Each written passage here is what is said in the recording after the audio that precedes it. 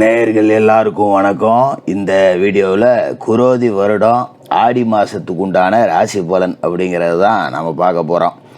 அதாவது ஆடி மாதம் அப்படின்னாலே பல பேருக்கும் ஆகாத மாதம் அப்படிம்பாங்க. அந்த வகையில் பார்த்தோன்னா இந்த ஆடியில் பார்த்திங்கன்னா கிரகங்களோட ராஜா சூரியன் கடகராசியில் இருக்கார். அவரோட சேர்ந்துக்கிட்டு புதன் இருக்கார். புதாதித்ய யோகம் உருவாக போகுது, புத சுக்கிர யோகம் உருவாக போகுது. ஆனால் இதெல்லாம் முக்கியம் கிடையாது. சடாஷ்டக தோஷம் அப்படின்னு ஒரு தோஷம் அப்படிங்கிறது இருக்குது. அதுதான் இந்த மாதத்தில் உருவாகுது. அதாவது சனி பகவான் எங்கே இருக்காரோ அந்த இடத்துக்கு 6வது வீட்லேயோ இல்லை 8வது வீட்லேயோ சூரிய பகவான் போய் உக்காந்துருக்காரு அப்படின்னா இந்த சடாஷ்டக தோஷம் அப்படிங்கிறது வரும். அப்போ கும்பராசியில் சனி பகவான் வக்கரம் அடைஞ்சிருக்காரு. கும்பராசிக்கு 6வது வீடான கடகராசியில் சூரியன் உட்காந்துருக்கார். அப்படிங்கிறப்ப இந்த சடாஷ்டக தோஷம் அப்படிங்கிறது உருவாகுது. இந்த தோஷத்தால் பல ராசிக்காரர்களுக்கு நன்மையும் நடக்கும், பல ராசிக்காரர்களுக்கு கெடுதல் அப்படிங்கிறதும் நடக்கும். அதை விட்டுட்டு மற்றபடி கிரக நிலைகள் அப்படின்னு பார்த்தீங்கன்னா கும்பராசியில் சனி இருக்கார், மீனராசியில் ராகு இருக்கார், கன்னிராசியில் கேது இருக்கார், ரிஷபராசியில் செவ்வாயும் குருவும் ஒன்று கூடி குருமங்கல யோகத்தை கொடுக்குறாங்க. கடகராசியில் புதன் சூரியன் சுக்கிரன் எல்லாரும் இருக்காங்க. ஆடி மாதம் 5ஆம் தேதி புதன் வக்கரகதி அடைகிறாரு. ஆடி மாதம் 16ஆம் தேதி சிம்ம ராசிக்கு சுக்கிரன் போகிறாரு. இதுதான் இந்த மாதத்துக்கு உண்டான கிரக அமைப்பு. சரி, இந்த கிரக அமைப்பு, இந்த புதாதித்ய யோகம், புத சுக்கிர யோகம், குருமங்கல யோகம், இது எல்லாம் சேர்ந்து என்ன பலன் கொடுக்க போகுது, இந்த சடாஷ்டக தோஷம் அப்படிங்கிறது என்ன பலனை கொடுக்க போகுது அப்படிங்கிறது எல்லாத்தையும் நம்ம தெளிவாக பார்த்தாகணும். சரி, இந்த ஆடி மாதம் உங்களோட ராசிக்கு என்ன கிடைக்க போகுது? மிதுனராசி நேயர்களே, உங்களுக்கு இந்த ஆடி மாதம் எப்படி இருக்குது அப்படின்னு பார்த்தீங்கன்னா, மிதுனராசியை பொறுத்த வரைக்கும் சனி பகவான் உங்களோட ராசிக்கு 8, 9 இந்த 2 வீட்டுக்கு அதிபதி. 9ஆம் இடத்துல சனி பகவான் போய் உட்காந்தாரு அப்படிங்கிறது ஒரு நல்ல மாற்றத்தை கொடுத்துச்சு. ஆனால் சனி பகவான் இப்போ வக்கரகதி அடைஞ்சு போயிட்டார். அதோட உங்களோட ராசிக்கு விரயத்து குரு வந்துட்டார். இது என்னடா வம்பா போச்சு, சனியும் போய் 9ல் பலம் இல்லாமல் உட்காந்துக்கிட்டாரு. இதே நேரத்தில் பார்த்தீங்கன்னா குருவும் போய் விரயத்தில் உட்காந்துருக்காரு அப்படிங்கிற மாதிரி ஒரு மனக்கவலையோடு இந்த மாதத்தை தொடங்குவீங்க. ஏன்னா ராசிக்கு 8க்கும் 9க்கும் அதிபதியான சனி வக்கரமடைகிற நேரத்தில் விரய செலவுகள் இருக்கும். ஆனால் அதை பற்றி கவலைப்பட வேணாம், சுப விரய செலவுகள் தான் இருக்கும்.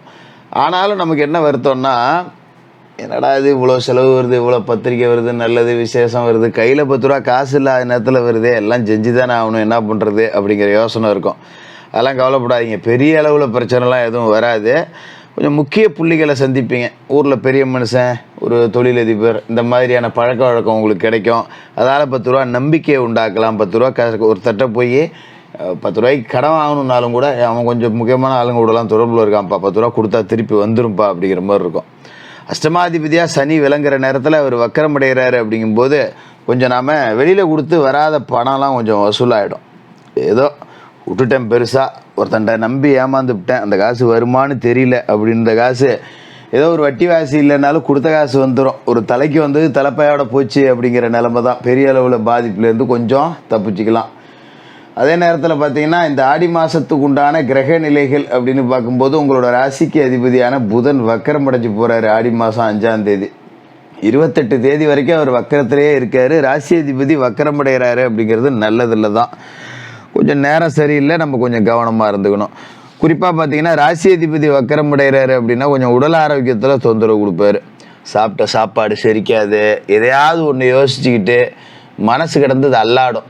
செவனேன்னு படுத்து தூங்கினா கூட அதை செய்யணும், இதை செய்யணும், அதை செய்யணும், இதை செய்யணும், நம்ம வாழ்க்கையில் என்னென்னலாம் எதிர்பார்த்தோமோ அதெல்லாம் கிடைக்கல, எங்கே ஏமாந்தோம், எங்கே விட்டோம், என்ன பண்ணுறது, எதிர்காலத்தை பற்றின பயம் அப்படிங்கிறது பயமுறுத்திக்கிட்டே இருக்கும். கொஞ்சம் நேரம் சரியில்லை அப்படிங்கும்போது அந்த மாதிரி சிந்தனை கொஞ்சம் கண்ணாப்புனான்னு ஓட்டம் பிடிக்க தான் செய்யும். அதை பற்றி பயப்படாமல் சரி எது வந்தாலும் பார்த்துக்கலாம், கொஞ்சம் நாளைக்கு தானேன்னு விட்டுட்டு நேரடியாக செய்ய வேண்டிய வேலையை செய்கிறது அப்படிங்கிறது தான் நல்லது. அதேமாரி கொஞ்சம் எந்த ஒரு விஷயத்துலையும் யாருக்கும் வாக்கு கொடுக்காதீங்க. ஏன்னா இந்த காலகட்டத்தில் கொடுத்த வாக்கை காப்பாற்ற முடியாது, ஒரு கொள்கை பிடிப்போட நம்மளால் நடந்துக்க முடியாது.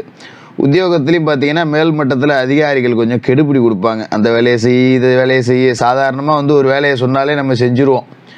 அந்த வேலையை செஞ்சுட்டு தான் அடுத்த வேலையை பார்ப்போம். ஆனாலும் என்னம்மா செய்கிற அப்படி இப்படின்னு கொஞ்சம் நம்மளை வேணும்னே விரட்டுறாப்புல இருக்கும்.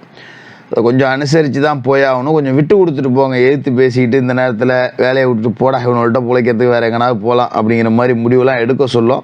புத்தி தடுமாறும். ஏன்னா புத்திகாரகன் புதன் இல்லை, அவரே வக்கரம் அடைஞ்சு போயிருக்காருல. அதனால் எந்த முடிவும் எடுக்காதீங்க, முக்கிய முடிவுகள் எதுவுமே எடுக்காதீங்க. கஷ்டமோ நஷ்டமோ இருக்கிற வேலை, என்ன வேலை செய்கிறீங்களோ, என்ன தொழில் செய்கிறீங்களோ அப்படியே ஓட்டிக்கிட்டு இருக்கிறது நல்லது. 10 ரூபா லாபம் குறைஞ்சாலும் பரவாயில்ல, 10 ரூபா நட்டமே வந்தாலும் சரி, இந்த மாதத்தில் முக்கிய முடிவு எடுக்காதீங்க. சரி, வேறு எதுவும் நல்லது இல்லையா ஜோசியரை அப்படின்னு நீங்கள் கேட்கலாம். குரு செவ்வாய் சேர்க்கை அப்படிங்கிறது ராசிக்கு 12வது வீட்டில் இருக்குது. 12ல் குரு இருந்துக்கிட்டு விரைய செலவு கொடுத்தாலும் சுப விரைய செலவு கொடுப்பாரு. இப்போ குரு வந்து செவ்வாயோட சேர்ந்து மங்கள யோகத்தை உண்டு பண்ணிடுறாரு. அதனால் இடம் பூமி சம்பந்தமான முயற்சிகள் கைகூடும். ஒரு நிலம் வாங்கிறதோ விற்கிறதோ இல்லை ஒரு பூர்வீக சொத்தில் கேஸ் இருந்து ஜெயிக்கிறதோ அது எல்லாத்துக்கும் இந்த மாதத்தில் அம்சம் உண்டு. குருமங்கள யோகம் இருக்குது அப்படிங்கிறதால வீட்டில் மங்கள ஓசை கேட்கக்கூடிய வாய்ப்பும் இருக்கும். குறிப்பாக சொல்லணுன்னா, ஒரு சகோதரி இருக்காங்க, நீண்ட காலமாக மாப்பிள்ளை பார்க்குறேன், இன்னும் சகோதரிக்கு மாப்பிள்ளை அமைய மாட்டேங்குது, வீட்டில் பொட்டை பிள்ளைய வச்சுக்கிட்டு நம்ம எப்படி கல்யாணம் பண்ணிக்கிறது, அவங்களுக்கு கல்யாணம் பண்ணி கொடுத்துட்டு தான் நம்ம கல்யாணம் பண்ணணும் அப்படிங்கிற மனநிலையில் இருந்தவங்களுக்கு இப்போ சகோதரிக்கு ஒரு நல்ல வரன் அமையும். அதை பற்றி பயப்பட வேண்டியதில்லை. அதுமாரி குழந்தை பேர் இல்லாத குடும்ப உறுப்பினர்கள் இருக்காங்க, ரொம்ப நாளாச்சு கல்யாணம் ஆகி குழந்தை பாக்கியம் இல்லை அப்படின்னா இப்போ அவங்களுக்கு குழந்தை பாக்கியம் கிடைக்கக்கூடிய வாய்ப்பு. இந்த மாதிரி நல்ல நிகழ்ச்சிகள் அப்படிங்கிறதும் கொஞ்சம் இந்த மாதத்தில் நடக்கும். அதனால் வெறுமனே கெட்டது மட்டுமே நடக்கும் அப்படின்னு சொல்லிட முடியாது. ஏதோ அப்பப்போ நல்லது அப்படிங்கிறதும் நடக்கும். மாதம் தொடங்கி 16 நாள் வரைக்கும் சுக்கிர பகவான் வந்து உங்களோட ராசிக்கு தனஸ்தானத்தில் இருக்கார். சுக்கிரன் தனஸ்தானத்தில் இருக்கும்போது இந்த பண்ணை தொழில் செய்கிறவங்களுக்கு, ஆடு மாடு கோழி வளர்க்குறவங்க, இது மூலியமாக வருமானம், ஒரு பால் பண்ணை வச்சுருக்கேன், இல்லை ஒரு பால் பண்ணையில் வேலை செய்கிறேன், இந்த மாதிரி பால் பொருட்கள் சம்மந்தமாக வேலை செய்யக்கூடியவர்களுக்கு 10 ரூபா காசு பணம் கிடைக்கும். இது மாதிரி ஆடு வாங்குறேன் மாடு வாங்குறேன்னா வாங்கி வளர்த்துடலாம். ஆடி 16க்கு பிறகு சிம்ம ராசிக்கு சுக்கிரன் போகிறாரு. 5க்கும் 12க்கும் அதிபதியான அவர் 3வது வீட்டுக்கு போகிறாரு. அப்படிங்கும்போது கொஞ்சம் பிள்ளைங்களால் நமக்கு பெருமை கிடைக்கும். பிள்ளைங்க வந்து பார்த்திங்கன்னா இப்போ பள்ளிக்கூடத்தில் போய் முதல் மார்க் வாங்கிட்டு வர்றது, ஆசிரியர்கள் பாராட்டுகள் வாங்கிட்டு வர்றது, நம்மளையே ஃபோன் போட்டு சொல்லுவாங்க உங்கள் பிள்ளைங்க சூப்பராக படிக்குதுங்க அப்படின்னு. அது நமக்கு ஒரு சந்தோஷத்தை கொடுக்கும். இது மாதிரி படித்து முடிச்சுட்டு வேலைக்கு போகாமல் இருக்கிற பிள்ளைங்களுக்கு இப்போ வேலை கிடைக்கும். பரவாயில்ல, பையன் வேலை இல்லைன்னு சொல்லிட்டு அப்படியே புழுங்கிக்கிட்டே கிடந்தான், நம்ம கஷ்டத்தையும் உணர்ந்த புள்ள தான், நல்ல புள்ள தான், இப்போ தான் பிள்ளைக்கு ஒரு வேலை கிடச்சிருக்கு அப்படின்னு சந்தோஷம் இருக்கும். இன்னும் சில பிள்ளைங்க பொறுப்பு இல்லாத பிள்ளைங்களாக இருந்திருக்கும், படித்து முடிச்சுட்டு வேலைக்கும் போக மாட்டேங்குது, ஊரை சுற்றிக்கிட்டு இருக்கு, தினம் 100-200 நான் தர வேண்டியது இருக்குது. அப்படி இருந்த நிலைமை கூட அந்த பிள்ளைங்க இப்போ மாறிடும். ஒரு மனமாற்றம் இருக்கும். சரிப்போ நம்ம தான் 10 ரூபா சம்பாரித்து கொடுக்கணும் வீட்டுக்கு, பாவம் கஷ்டப்படுறாங்க அப்படின்னு பொறுப்பு இல்லாத பிள்ளைங்க கூட பொறுப்புக்கு மாறும். இது மாதிரி புது வாகனம் வாங்கலாமா அப்படின்னு சிந்திப்பீங்க. சில பேருக்கு இடமாற்றம் அப்படிங்கிறது அமையும், அது நல்லபடியாக தான் இருக்கும். அதனால் ஒரு வேலை மாற்றம், வீடு மாற்றம், இடம் மாற்றம் ஏதாவது கிடச்சிது அப்படின்னா தாராளமாக போகலாம். நம்மளாக தேடி போகக்கூடாது, தானாக வரணும். நானாக காலி பண்ணுறேன் போகிற வரலாம் இருக்கக்கூடாது. வரக்கூடிய மாற்றத்தை ஏற்றுக்கணும். நம்மளாக தேடி போய் எதையும் மாற்றணும்னு அவசியம் கிடையாது. அதுமாரி பொது வாழ்க்கையில் இருக்கிறவங்களுக்கு கொஞ்சம் செல்வாக்கு நல்லாயிருக்கும். தொழிலையும் வருவாய் கொஞ்சம் நல்லாயிருக்கும். மாணவர்களோட கல்வி முயற்சி அப்படிங்கிறது ரொம்பவே நல்லாயிருக்கும். 16 தேதிக்கு முன்னாடி சுக்கிர பகவான் ரொம்ப சூப்பராக இருக்கார். அதனால் காதல் உறவுகள் இணைக்கும். காதல் திருமணத்தை இந்த காலகட்டத்தில் செஞ்சு பார்த்துடலாம். ஒரு பொண்ணை பிடிச்சிருக்கு, நான் காதல் உறவில் இருக்கேன்னா வீட்டில் போய் சொல்லலாம், எனக்கு அம்மா ஒரு பையனை பிடிச்சிருக்கு, அப்பா எனக்கு ஒரு பொண்ணை பிடிச்சிருக்கு, பேசி முடிச்சு விடுங்க அப்படின்னு இந்த காதல் திருமணத்துக்கான ஒப்புதல் வாங்கிடலாம். அது இந்த மாதத்தில் முயற்சி செஞ்சிங்கன்னா நல்லபடியாக நடக்கும். பெருசாக எதுவும் எதிர்ப்பு இருக்காது.